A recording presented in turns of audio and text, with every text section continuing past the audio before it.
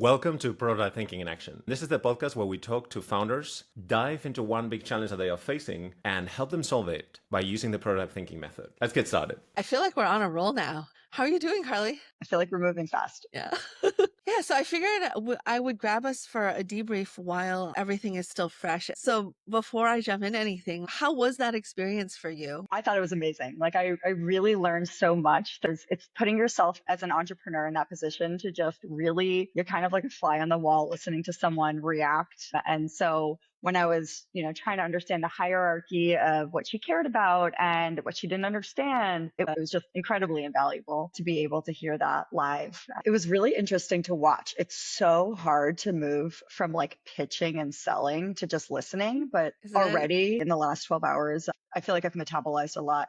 I don't know if I feel like 100% comfortable doing it myself, but I think I have to do it myself to get there. So that's kind of where I'm at right now. I think the thing that you said is really true too, that like as founders, you're in pitch mode like all the time. But actually it's kind of this like weird dichotomy that we have to keep within us. We have to be like pitch mode on one side to customers as well as to investors. And then like on the other side, we have to actually work on the biggest vulnerability. So this is kind of like the back end of like the founder experience. What were some of your like biggest feelings or impressions coming out of it? What messaging resonated the most, I think was the most interesting. Also, what was confusing, like where the gaps were also interesting to me. Like, obviously, I'm not going to be live with someone explaining to them what they're seeing. So, like, there was some gap around how the book actually worked with the music element, that it's prompting kids to keep their mouths open and say, ah. And also, like, I'm thinking through now the hierarchy of messaging. The top line of the website that you had, I think it says, like, make your kids beg to brush their teeth. That's a hook. That's great. It felt like there's a lot to live up to. I mean, it's not untrue. I have a lot of testimonials that say that, but it sounded like she wanted to understand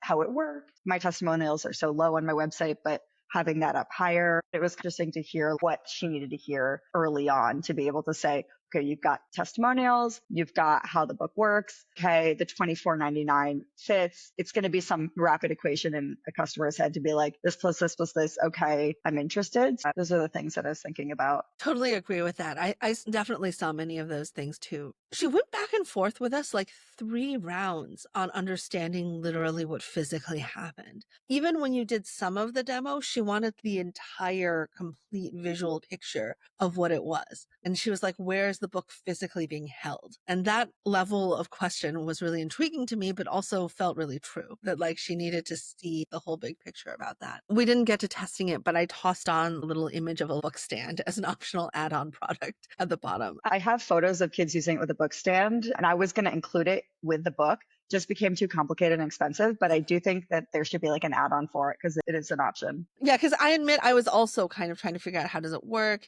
My kids get water all over the sink. Is it propped up? Does it really stand up? How do I go from sitting with the kid reading the book to like, we do brush in the bathroom. So what does that look like? So actually I had those questions too. I just was kind of winging it in my head when I was picturing myself doing it. I didn't need to know the answers. But the other thing is that I thought that we were successful with her at one of the main things that we were testing for, which is we were trying to figure out how to tell the story in a way that resonates and what information she needs, and how to flip it from a story that's about selling a book to selling a toothbrushing experience. And I think from the get-go, the make your kids beg to brush their teeth, she was treating it as an experience that she didn't have enough information about. So I think we actually succeeded on that front. And then the latter third of the feedback she was giving was too cerebral. And I don't believe any of that. But I do actually think that in the first 15 seconds, she would have clicked and bought. She did also have the same question I did, which is, does this work for novelty-seeking kids? How do I address that? I think that's a product level question. Yeah, well, that's true. I think the honest answer is it might not. I feel like it's not meant to be for everyone. There are a lot of wiggly kid parents that tried the book and were really impressed that it worked. I can't say it's going to work for everybody. I don't think anything works for every kid. Yeah, exactly. But some wiggly parent kids were really surprised that it worked. I honestly think that's getting enough copies of the book in the actual market to test it and then figure out how to do messaging. I'm not worried about that. She spent a while going, I could try doing it by myself, which is interesting because I didn't think that at all. Okay. When I was putting it from a user point of view, I will be curious how many users think that. She did say this thing about making something that is a fight and getting a really efficient slice of fun. I forgot the exact language that she put it in, but I did think it was interesting. Like that, like it's a tool for efficient quality time where she doesn't have to put in a lot of effort when she's tired, but it still counts as shared quality time. And the idea of turning toothbrushing into quality time. She also said, I don't want to be the nagging mom. That's something I wrote down. Yeah, I agree. Like, I think that, they're AI testimonials, but it's very easy to figure out what kind of vibe you want from testimonials and get people to say that, especially if you have customers and you can just reword what they say and be like, can I say that you said this? And that counts close enough. Like, as long as you get them to sign off on it. Yeah. So let's talk about the tactics of how we actually did the prototype, because you had some questions around that. So this is what I would call like a dry run prototype. So typically when we do a prototyping pass, we build our first prototype, and like half of the point of the first prototype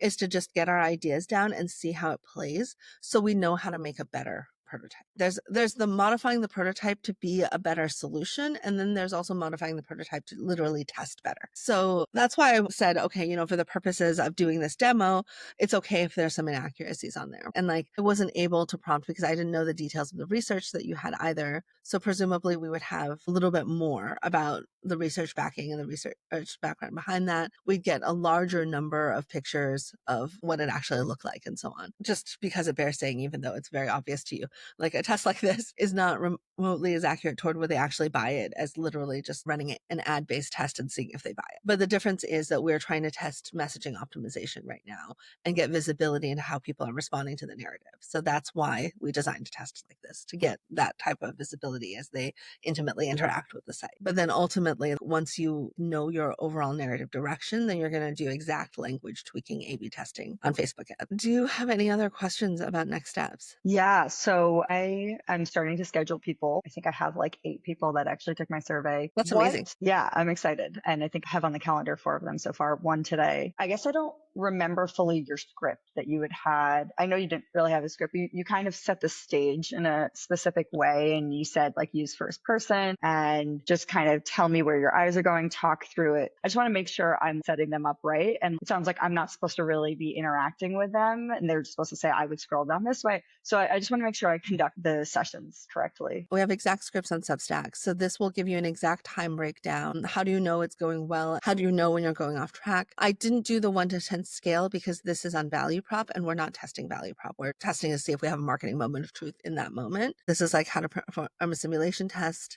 how to think about taking notes. And then there is an exact user onboarding scripts here. Yeah, so you can modify this. This is like the exact language for how to explain. You should use the phrase authentic stream of consciousness, setting their expectations, how to go through the prototype, how to prompt them, when to be effusive and when to be distant. Got it. Some notes on running it on your own and taking notes on your own. So when you do take notes, you probably want your running notes. And then what I like to do is a highlights note at the end. So anything really notable that happened, I put straight into the highlights. Feel very free to be changing the prototype as you go in response to what they're saying to see and to try to meet them there. The idea is that as much as possible, if you have an idea in response to something that she's saying, rather than saying, what if it was like this?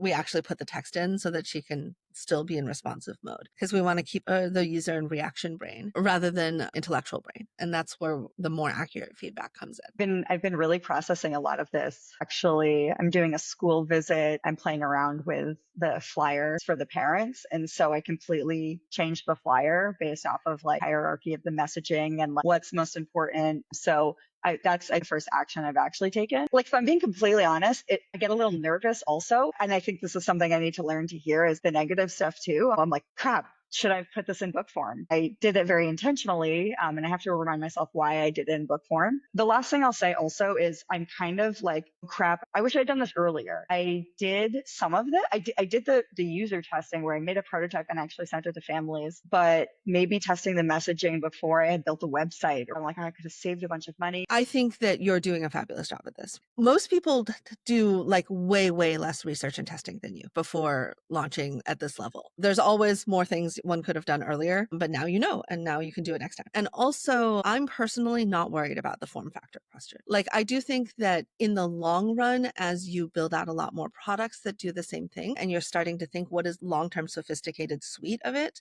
that then you can put more media on the table, especially as you start getting volume, behavior, and efficacy results from this. But I think that starting with a book is very smart because it is such a known production channel. It's a much lower cost production and fulfillment channel. It is a much lower friction of basic onboarding, understanding how to use it. Nothing is ever going to be perfect, but I would say that in the parent and kid space, compared to other companies I've seen, the level of interest you're getting is much, much higher than average. And if you significantly impact 30% of people brushing their teeth, that number is huge. And I think you're shooting at a larger percentage than that. So I'm not worried about individuals' perfect fit at that level. To me, that's just interesting notes for your strategy once you're 10x to 20x bigger than you currently. Feels good to hear. And that's exactly why I chose book. Thank you for listening to Prototype Thinking in Action. Please don't forget to like and subscribe wherever you get your podcast. Join our email list and follow us for exclusive access to tools, case studies, and live workshops. All links can be found in the description below. See you next time.